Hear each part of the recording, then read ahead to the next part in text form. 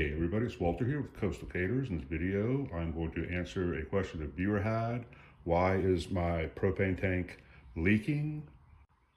So the first thing that might be making your propane tank leak is that the adapter is not quite all the way down on to the shutoff valve.